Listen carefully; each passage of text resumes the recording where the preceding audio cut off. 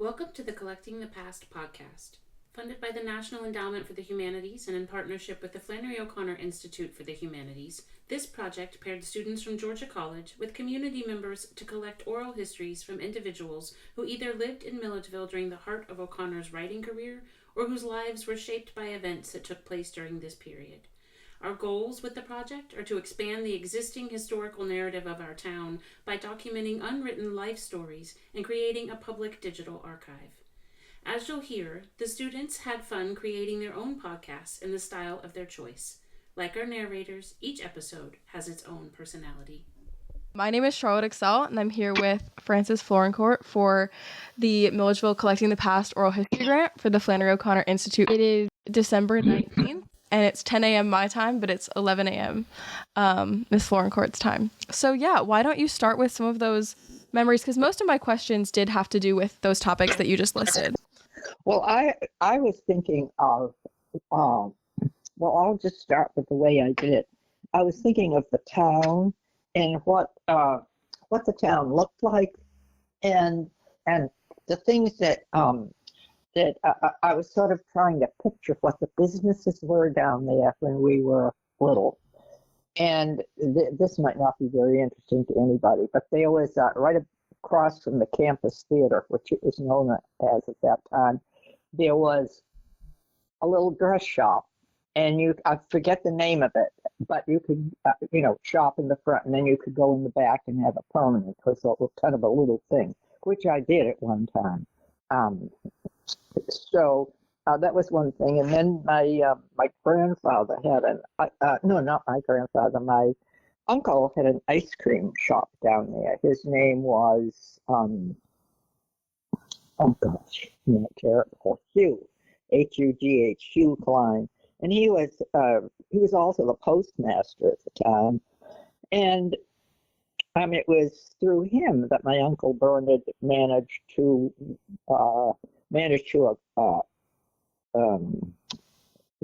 get all that land out there on 441 in parcels, which became Andalusia. But Uncle Hugh was quite a man about, well, I don't know if you'd say a man about town, but he was very well known as postmaster and businesses. I think he had a title of some kind in town too. But it was so I'll leave that there now for now. And then of course there was the campus theater. But the funniest story of all involves at the present day, somewhat. It involves Grant Jewelry Store. Do you know that from being in Milledgeville? Yeah, right now I think it's located on Wayne Street. Yes, Wayne Street. Well, the Grant, now there are three, we'll see, there was the very old, so I have to laugh at that because I'm old too. There's the very old Mr. Grant who has died. Then there is his son, who's he was around Flannery's age, so I'm not sure if he's still around. Last I heard, he was in a nursing home. But anyway, that second Mr. Grant was very much. He was very much involved, of course, with my family, and so. But the very old Mr. Grant and my grandfather were friends, because my grandfather had a store, was a dry goods store, not too far from Mr. Grant.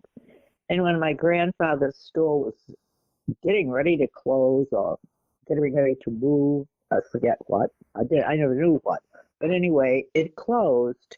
And so my grandfather gave the safe from his store to old Mr. Grant, who's now up on Wayne Street. And Mr. Grant, and the younger Mr. Grant now still has that safe in his store, and he showed it to me not long ago when I was down there, and of course I was fascinated. But the story is, that's part of the story, but the funny part of the story is, and if you could get Mr. Grant to tell you this, they had to move the safe from my grandfather's store, up to where the old Mr. Grant had moved. And I guess they had a terrible time doing it. You know, the roads were terrible, and there was a hill they had to go up. But it's quite funny. So if you could get old Mr. Grant to tell that, I think people would enjoy it. I certainly did. So let's see. Then, yeah, and my Uncle Hugh Klein had an ice cream shop, and I told you about the dress shop. And let's see, and oh, and then I remember the train. Some of this you've probably heard, or people already know about the train, that the choo-choo that traveled right. I think it was Wayne Street that it traveled down from the hospital to someplace to for supplies for the people at the hospital. But I guess you could look that up, the details. But an interesting thing about the post office, besides the fact that my Uncle Hugh was postmaster, my aunt, Katie Cline, she was a teller in the post office.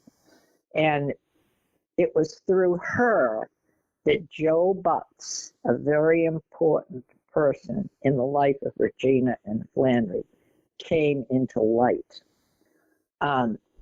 So I don't know if you've read anything about Joe Butts, who was a very important person in Regina. He was a chauffeur for Regina and Flannery, but he was also, as Dory Nelligan, who was very much involved and alive during the time of Flannery in Milledgeville. Like she said, Joe wore many hats. He could answer the front door all dressed up in his white jacket, and say all the right things and escort guests to the right place. And so Joe Butts was quite a colorful figure, but very much loved and in fact, when Regina got very, very old, Joe Butts was still around, and they were the closest of friends. Joe just stuck right with Regina and helped her, in her last days.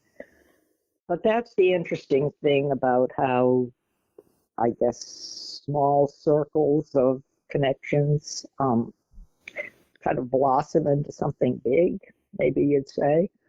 But anyway, so that was it. The post office, the campus theater, and then there was also the church.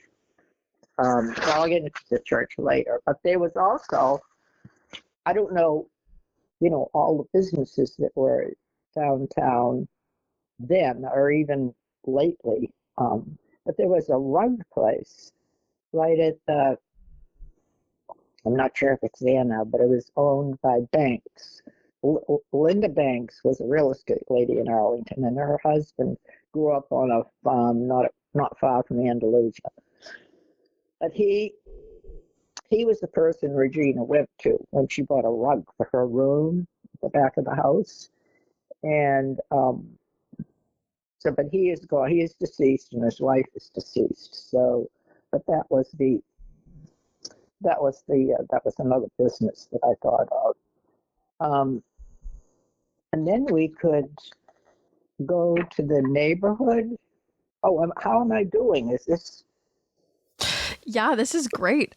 Some of the stuff that you're mentioning, I had down to ask you about, because I read your interview that you did for the Flannery O'Connor Review a little bit ago, and I wanted to ask you about Joe and his relationship with the family, actually. But I want you to be able to talk about everything you want to talk about. So if you want to keep going, and then we can circle back to certain topics, however you want to do it is fine with me.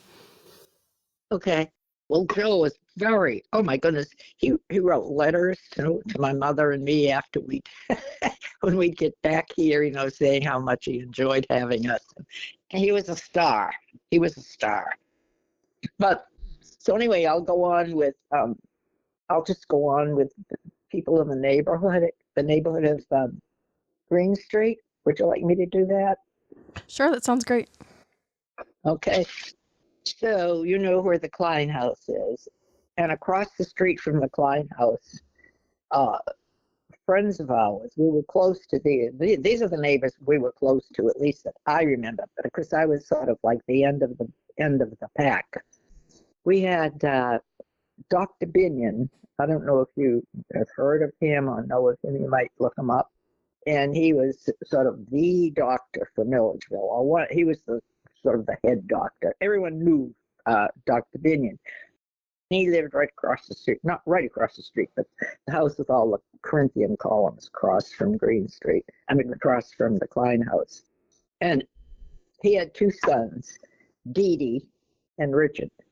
And Dee Dee was the age of my older sisters, but I kind of fell in there at the end. We had the best time over at the Binion's house, and they had a pool, a swimming pool. And in those days, that was really something. And so, Dee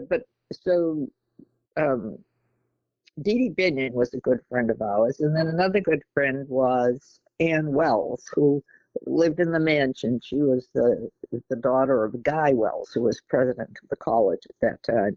And we had many good times together. One at the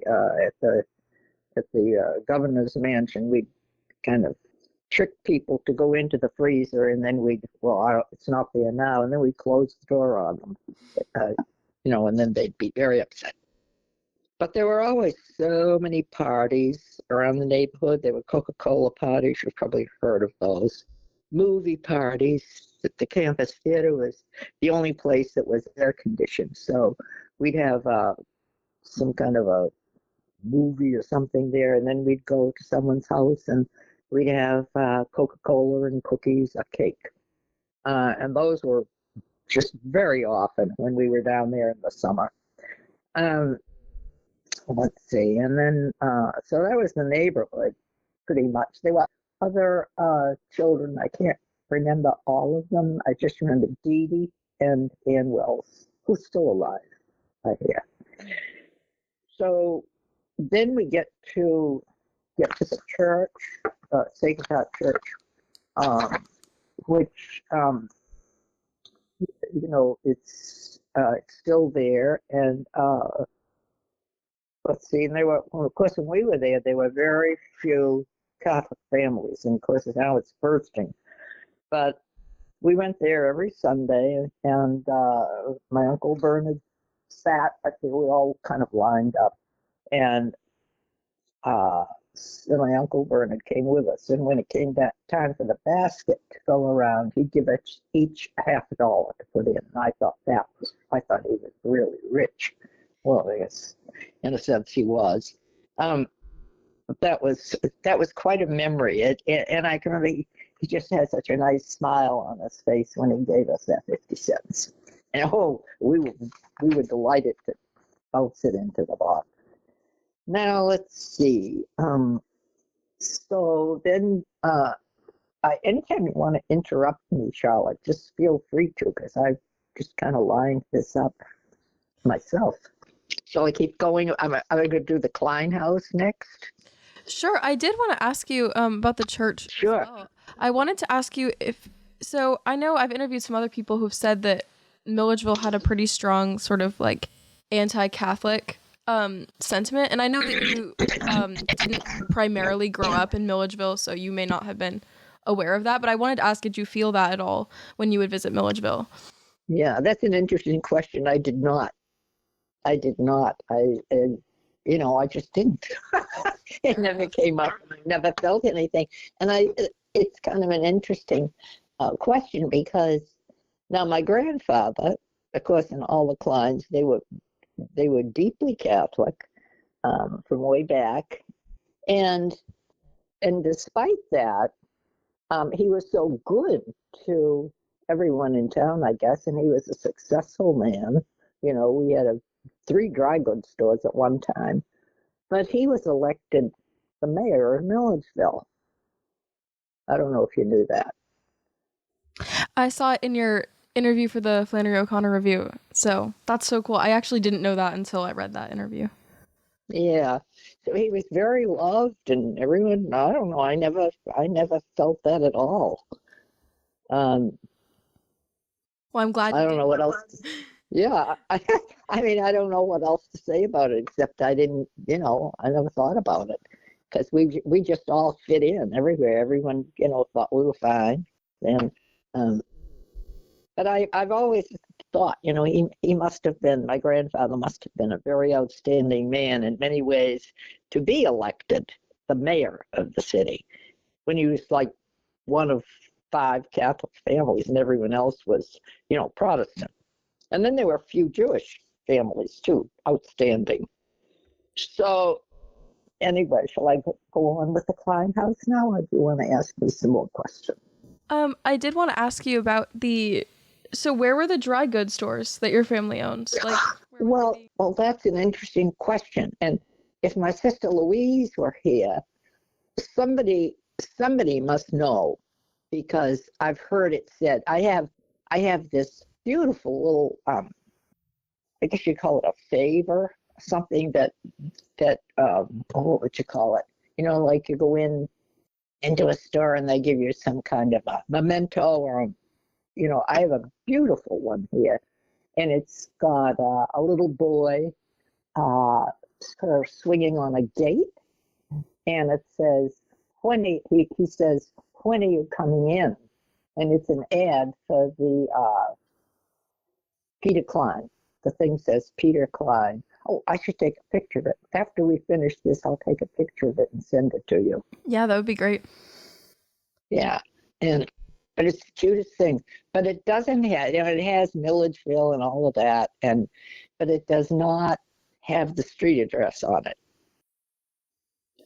But I don't know, it's more work for you, I guess. But I wonder if Milledgeville has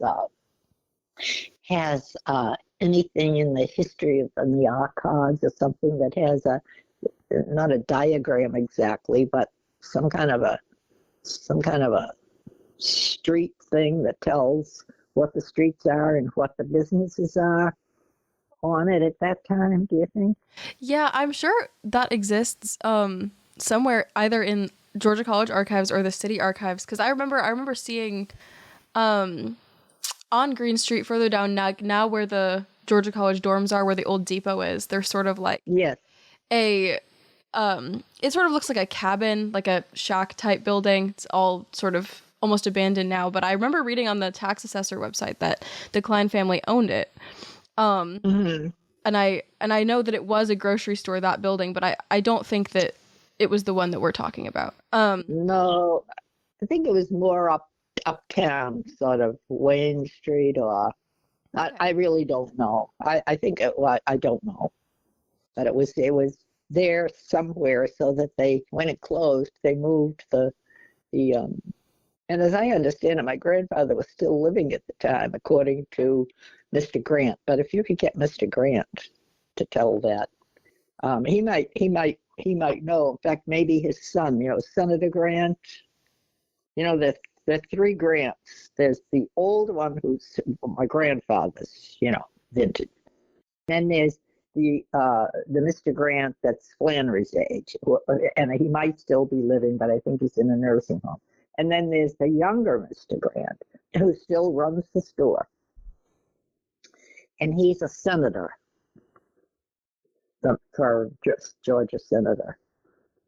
I didn't know that. He's very nice, very, very talkative. I met him at a party at the mansion. Oh gosh, it must be 5 or 6 years ago.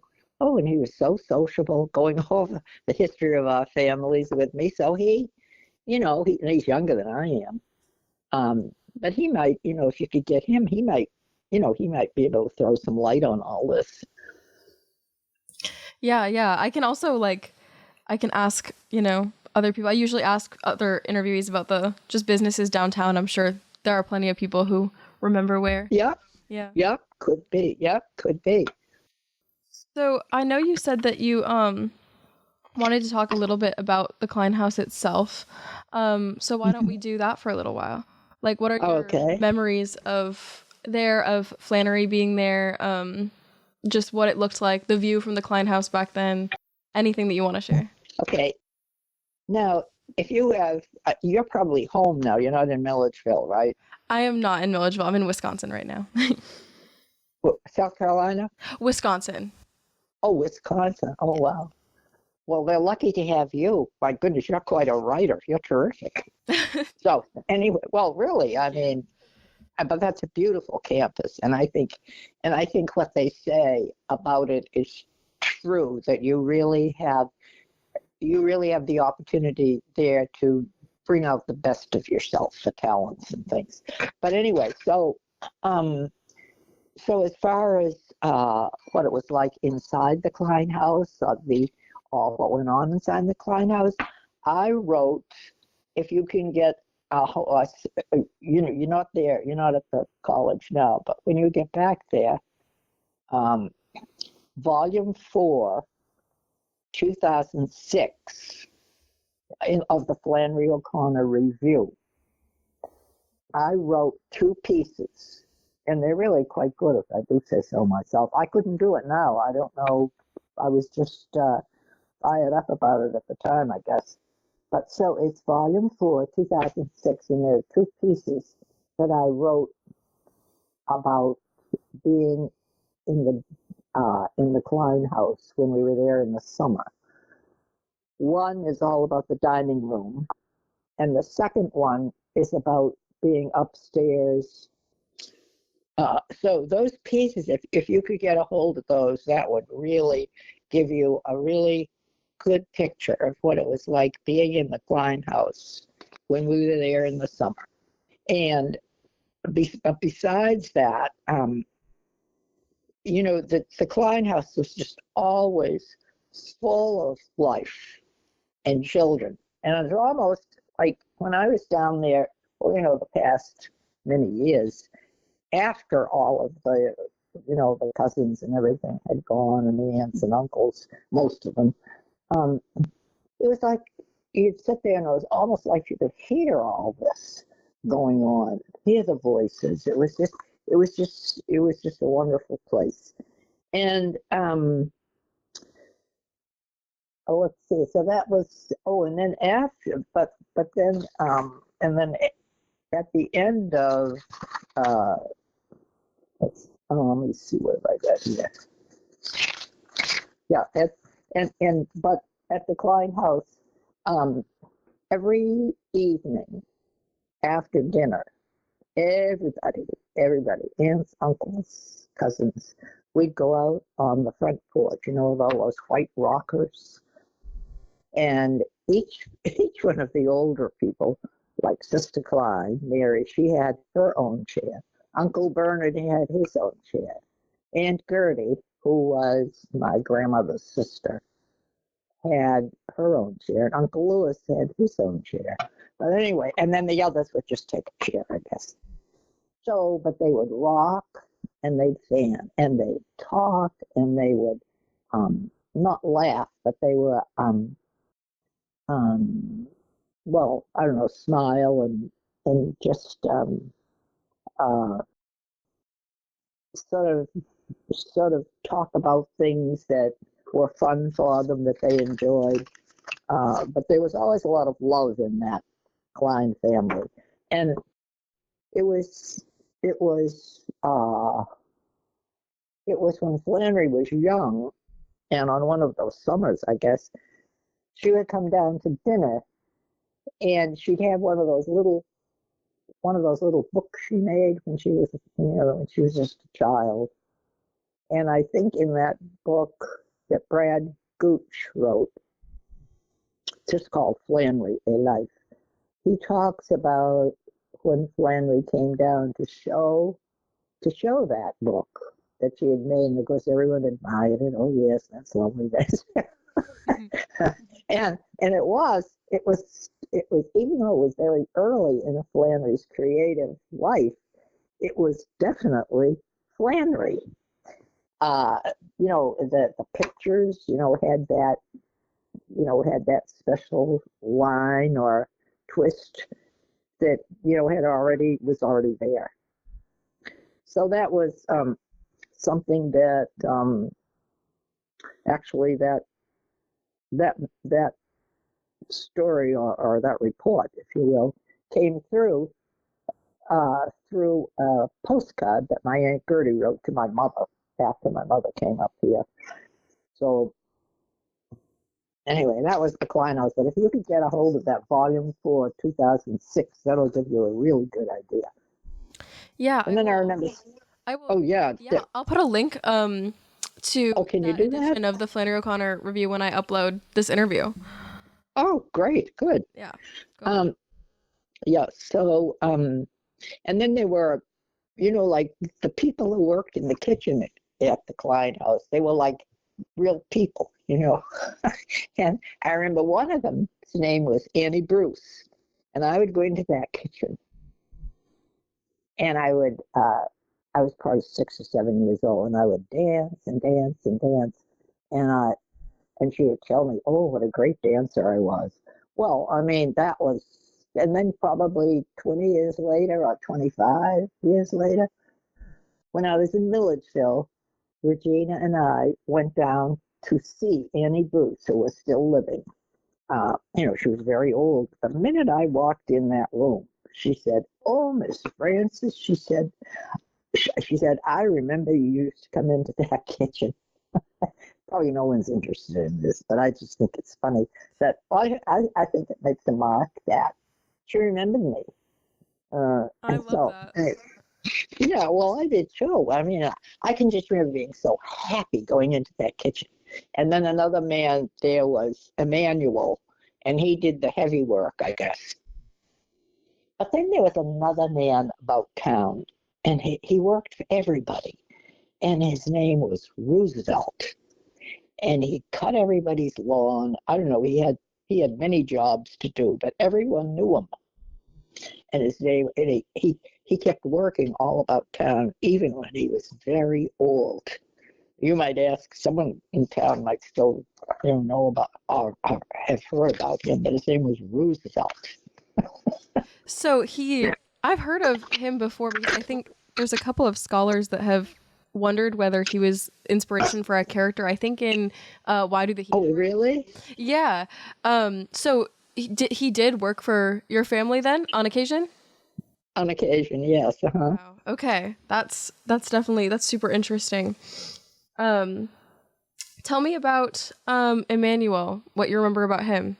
Well, he was a very tall, very big man. I don't remember much about him, but I remember when there was an unwanted creature was in the dining room, sighted in the dining room, and he came right, if you can imagine what I'm talking about, and he came right into that kitchen with I hate to, tell this to anybody, but he came right into the kitchen and killed that. Oh,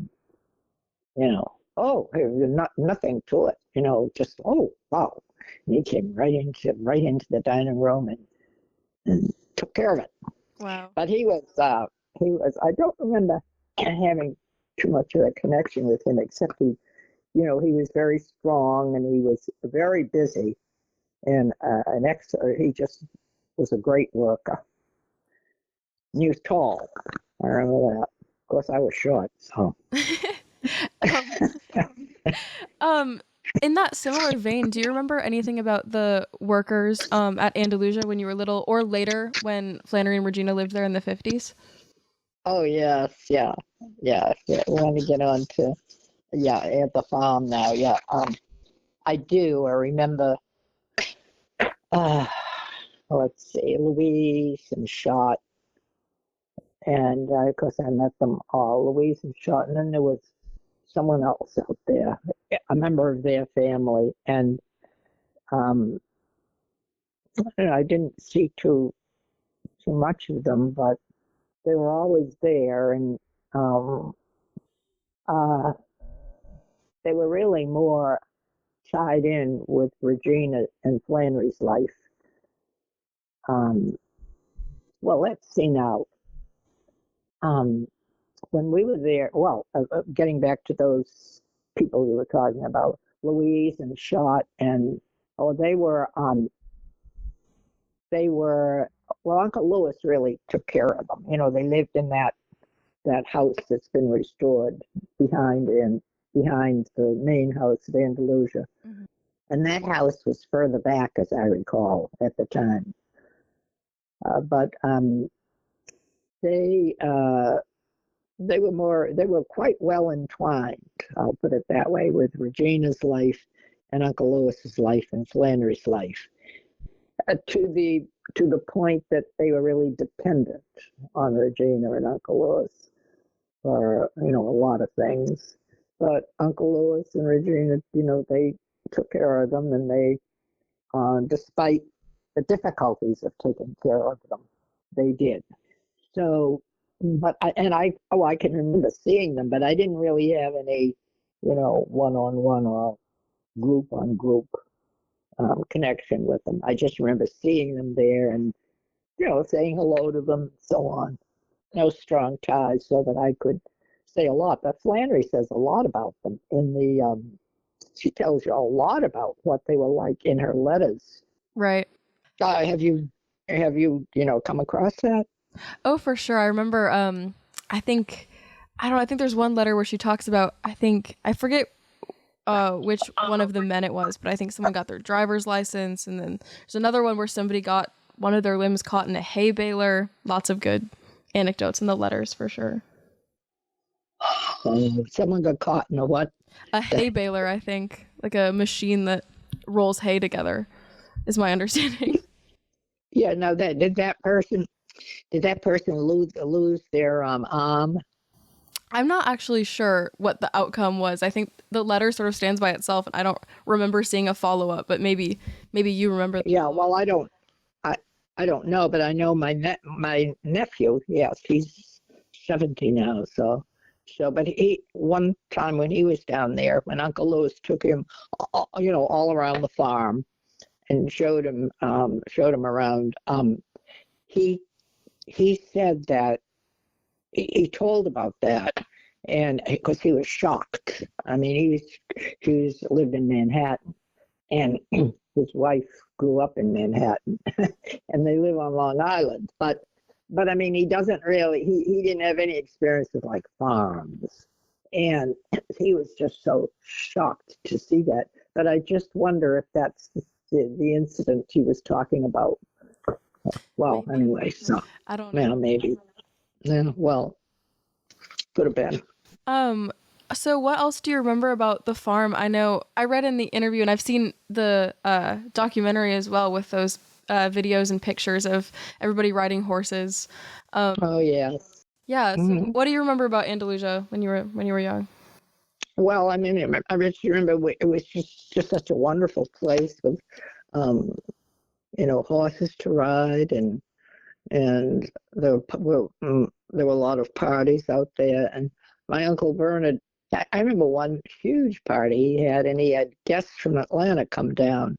And I think that some of this is in that documentary that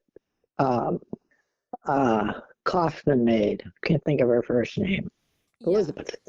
I think some of the pictures from that party are in that documentary she made. And it was just such a wonderful, I mean, it was just like like a fairyland to us. I mean, all these things that we certainly didn't have the opportunity for up here in Boston. But they were just, pony rides and pin the tail on the donkey, and then these big tables set up with all these wonderful things to eat, and everyone all dressed up, of course, which was nice to see. So I just remember all the fun we had out there. We had a wagon with, we put attach the pony to the wagon and ride all around. And then my sister Margaret, my oldest sister Margaret, and Louise and Flannery, they were very close in age. And my sister Catherine wasn't too far behind, but they all had the best time horseback riding out at Andalusia. And I'm so sure you've seen that in some videos somewhere. Flannery was quite good at horseback riding.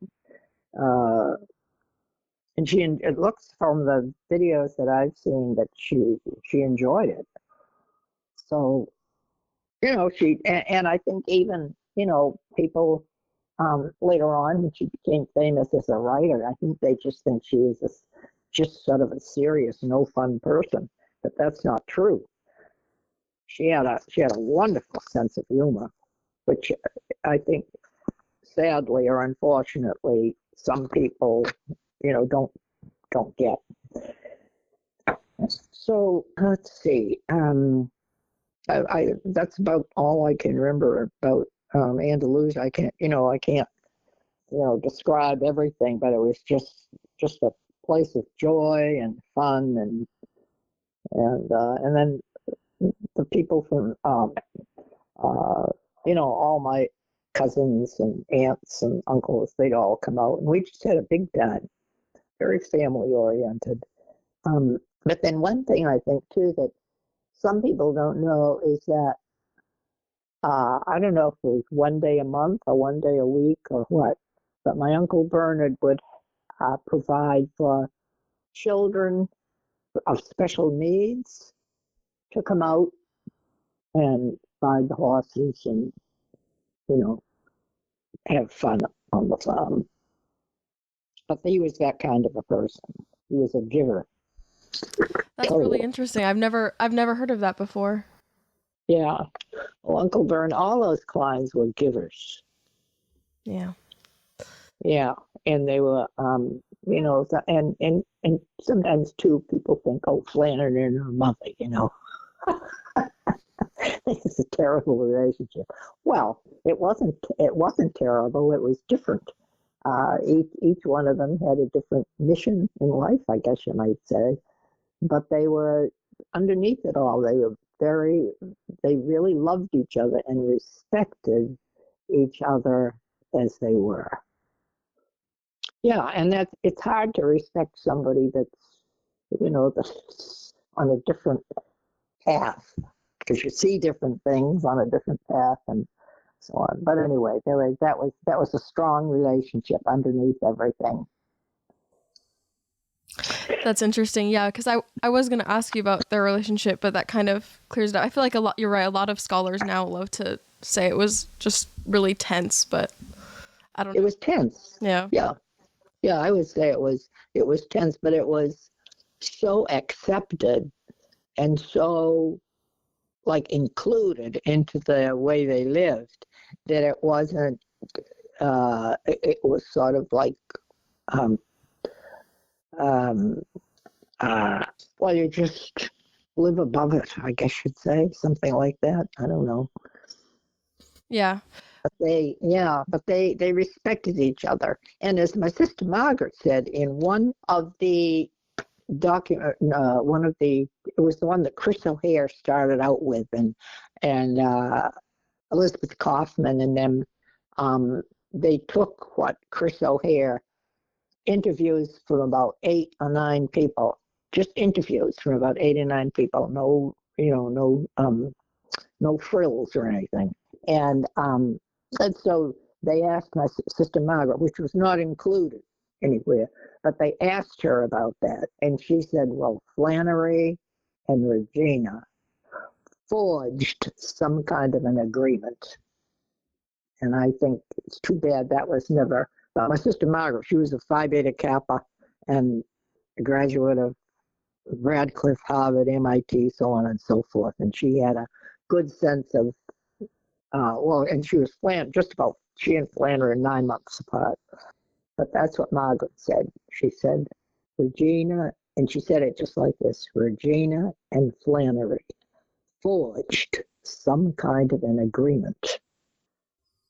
Interesting. So, I also wanted to ask you to just kind of give us a description of Flannery, like when she was little, and then also as you knew her, like throughout her life, when you would visit Milledgeville or when she would come up to see you, a more like holistic version of her. Because I think you're right. A lot of scholars and academics sort of tend to see her as a very like intense and serious person, but she was also very funny. So tell me what your impressions were of Flannery.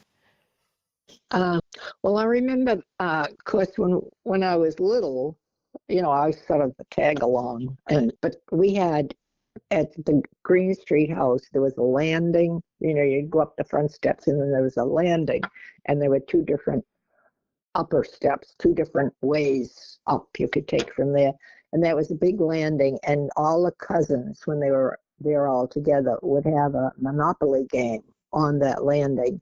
And I remember, Flannery was included in that. She was fun. She played games.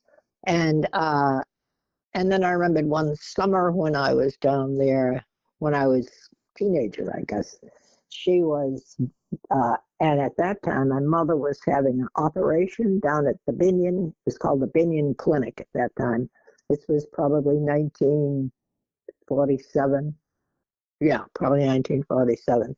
And I think Flannery might have been at Iowa, but she was home at home at Green Street at the time.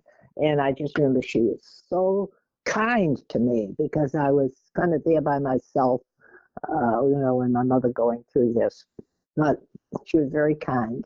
And then I remember later, when I was probably 30 or so, and Flannery had already become established as a writer. And so out at the farm, I guess it was one afternoon, she had all these guests there, these writers. There was her editor, Robert Giroux, and then there was Father, what was it? Can't think of his name now, but he was a priest. And then there was, let's see, a couple of her other friends who were writers. I can't remember their name off the top of my head now. But I was just sort of there as a member of the festive group, although I really didn't pick up on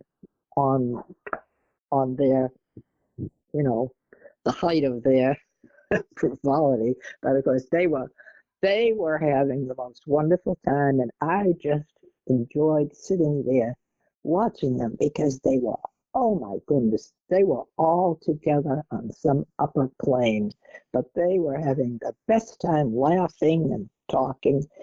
I'm glad that I got to be there at that time because I could see how these people were kind of a one mind in a way, but in a special place.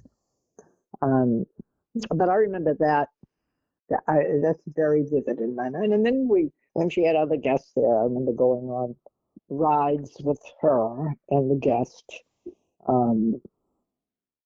Can't think of his name now either off the top of my head, but we would go. He was from South Carolina, professor from South Carolina. If you really want to know their names, I could look them up and let you know. But we went for a ride. There was a town that Flannery really liked to visit because it was sort of like, it was a place that was kind of forgotten, and it's almost like you could imagine in the beginning of Wise Blood, when the soldier goes to that old beaten down town. Yeah.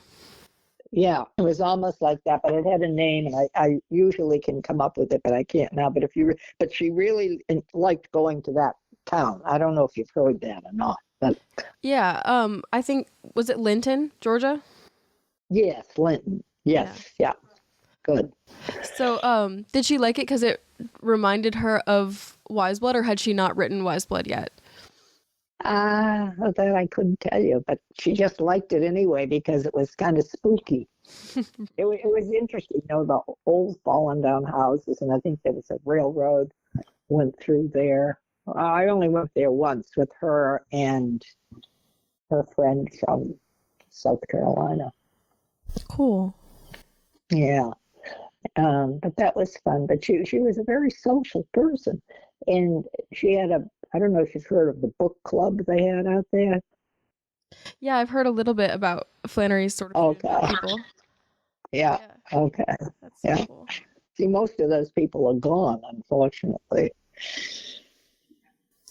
Yeah. Did you ever meet any of Flannery's other friends? Do any of them stand out to you? Well, I remember Louise Abbott, Louise Abbott was a writer, and she came to visit Flannery, from time to time, and she's on some videos that I have. but she and Flannery, they enjoyed each other, and Louise Abbott could imitate Regina to a T, That's funny. and she could imitate Flannery too. The voice, Mm-hmm. So let's see, and I don't know, I can't. You mean when she was a writer? Did I meet anybody? Well, I met Robert Giroux. In fact, I interviewed Robert Giroux he was living in New Jersey, and he was getting quite old. The book, Oral History, I don't know if you've seen that, but there are about 10 interviews that were done. Yeah, and I think I did 4 of them. So it's Oral History. I can go get the book now if you want me. If you want the. Yeah, is that the one? It's like At Home with Flannery O'Connor or something. Is that what it's called? I don't remember. Oh, it says oral. Well, just if you can wait a second, I think I can put my finger on it. Sure. I can't put my finger on it right now, but I know I have it here. But I think the cover says Oral History, Okay. and there are Bruce Gentry does a couple of interviews, and she and the what was his name? Craig Amerson did a couple of the interviews, and Sarah Gordon did a couple of the interviews, and I think I did 4 of them. And so, but that's kind of interesting. I don't know if that would give you any more information. Yeah, for sure. One other thing I wanted to ask you was, we have like sort of a view of Flannery O'Connor's faith life from her fiction, and it's very like intense. And I wanted to ask you, like, what role did Catholicism play in her life when she was younger? Like, what did that actually look like? Who did you say? Who? Flannery, or just your family in general. Yeah. Oh, you mean, what kind of a life did we play in her life? No, the question was, what kind of a role did faith play in your lives? Catholicism. Oh, faith. Oh my goodness. That was everything. Yeah. Oh goodness. That was everything. And you know what? Yeah, it's a wonderful gift, and I think it is a gift. I agree with you. Yeah. Oh my goodness, yes. We just and that was that. I think that's what, I don't know. Maybe that's where we got our generosity. I mean, lots of people are generous, but I mean, the Clines always thought, if you had 2 coats, only one is yours. Right. And my cousin Jack Carlton, you might like to talk to him. He's in Atlanta, but he likes to talk about Flannery and the Cline family and so on. I don't know if he's up to an interview, but he might be. But anyway, he likes to tell the story of the Clines. Yes, he's a lawyer. Yes, those Clines, they'll give you anything. They'll give you the shirt off their back, but they'll tell you how to wear it. Huh? He loves to tell that story, so I'll beat him to it. Sounds good. Yeah, but it's true. They were just very generous people, and I suppose that came from their faith. Well, I mean, most people's faith, would tell them to be generous. So, Right. yeah, but that was, and even my mother, she was a very devout Catholic, carried through. And my father from Iowa, he was not from the South, he was from Iowa, a German family, and they met in Savannah when he was working for the railroad, and my mother had a music studio there. And he was, of course, being German, I suppose, and he was a very devout Catholic too, which was kind of a stroke of luck for my mother, I guess. But we went to Catholic schools up here, and Flannery, of course, went to a Catholic school in Savannah. No, we were we were devout. We followed what we were taught. Yeah. Yeah, but no, faith was a very, very, was very integral part. Cool. Is there anything else that you wanted to talk about or share? Because we're coming up on the hour, but I mean, I have time. So, is there any other stories? Oh, that you yeah, want to we share? did an hour. Yeah. Well, I hope I didn't bore you. That's all. Oh, of course not. I very much enjoyed our conversation. I love hearing about And Milledgeville and yeah, Flannery and yeah. Well, I think I think they were lucky. They're lucky to have you. You write so beautifully. well, thank you. Yeah. How did you happen to choose to come to Georgia College? Well, I actually came to Georgia College because of Flannery. I read Wise Blood Oh, really? yeah, in a class in high school, and then it just turned my whole life around. I converted to Catholicism, and then I moved to Milledgeville. Really? Yeah. Well, I'm happy for you. I think I think I feel that the Catholic Church. I mean, it's many churches. They well, they're all fine, but I think the Catholic Church, I think it has more gifts to give. That's the way I see it. And so anyway, but you have a nice new pastor down there. Yes, yeah. I love Sacred Heart. I think it's nice. Yes. Yeah, I'm so happy to hear that. I really am. Because I just remember going there, as I said before, going there when we lined up Uncle Bernard at the end of the line. There's hardly anyone else there. And we'd get our 50 cents.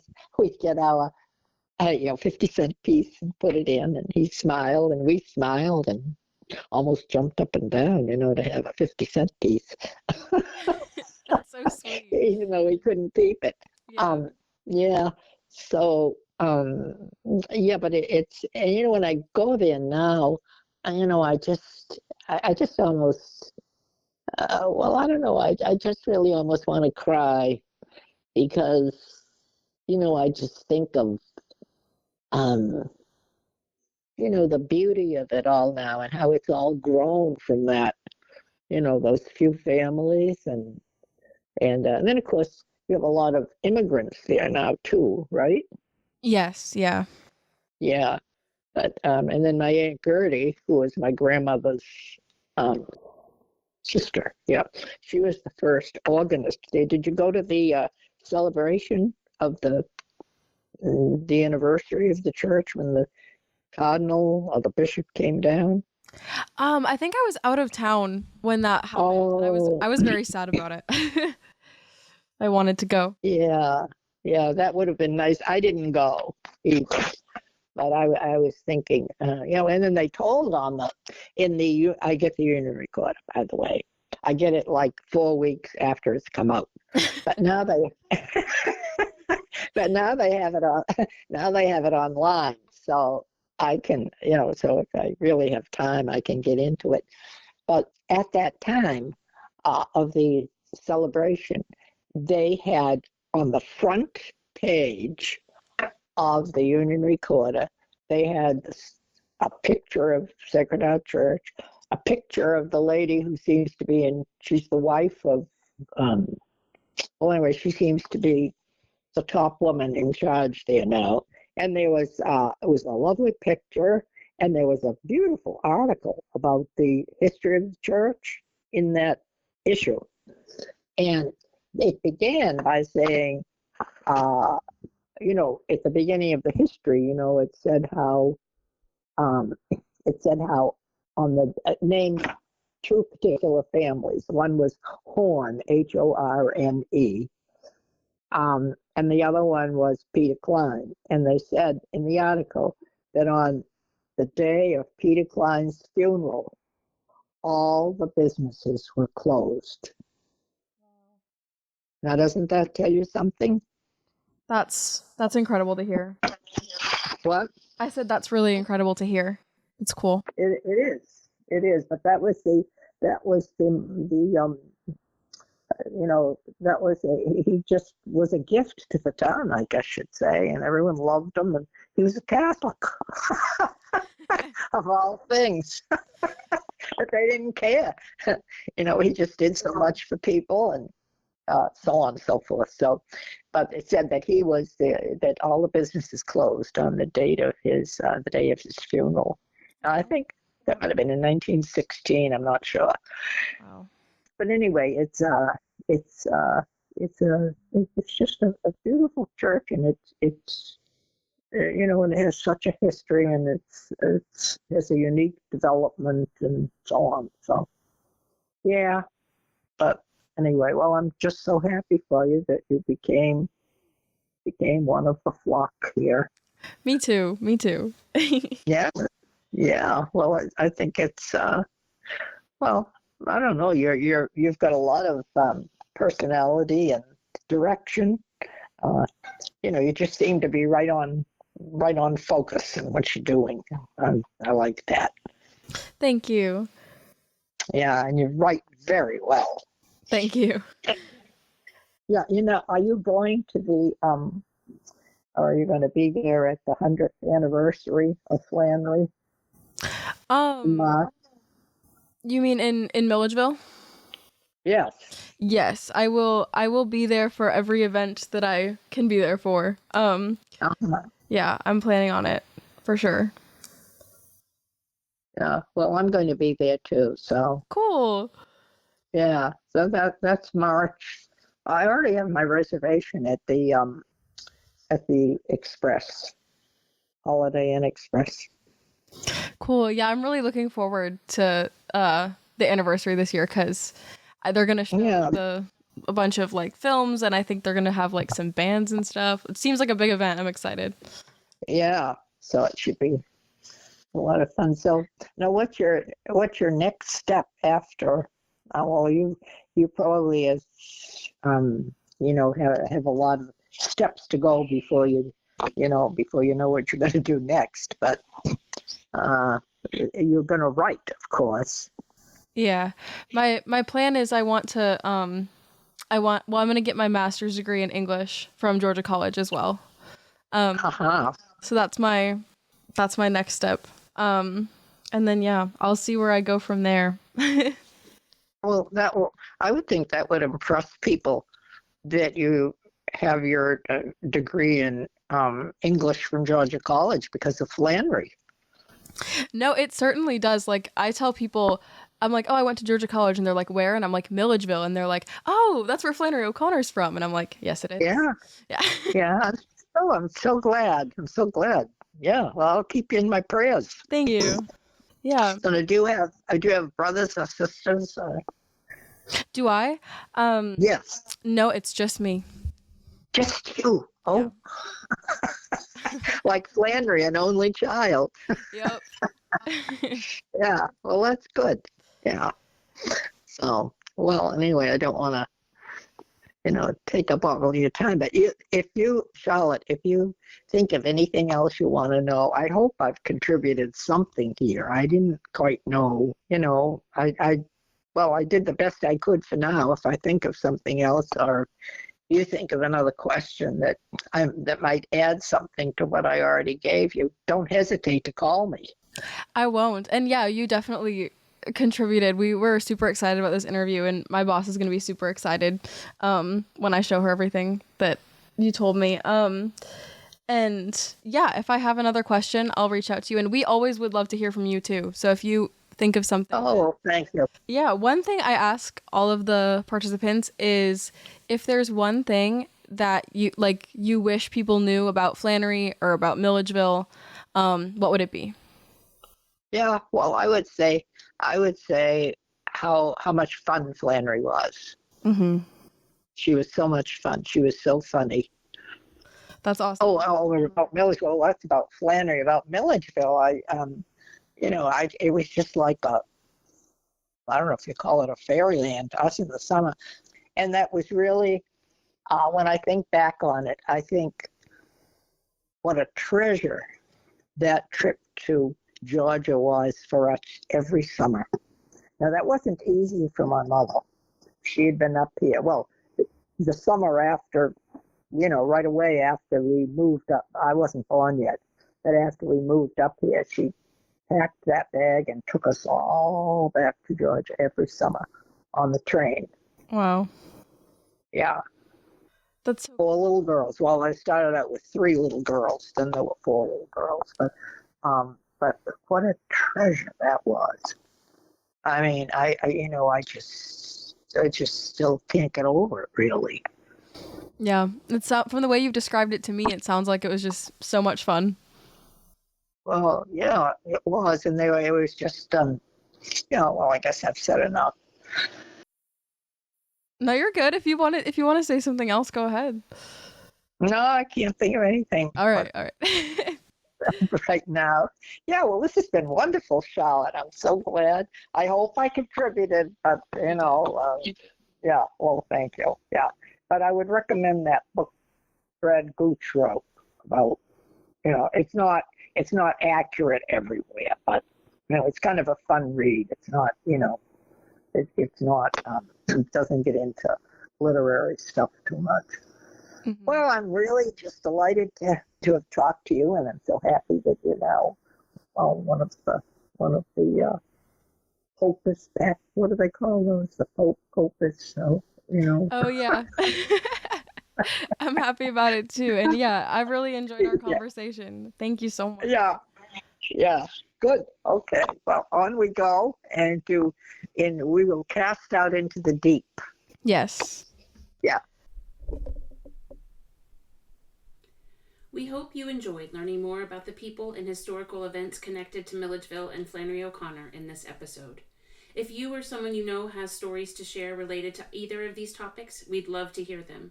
In addition to documenting community memories, you'll also help us preserve your story for future generations. Visit our website, collectingthepastmilledgeville.wordpress.com, to learn more.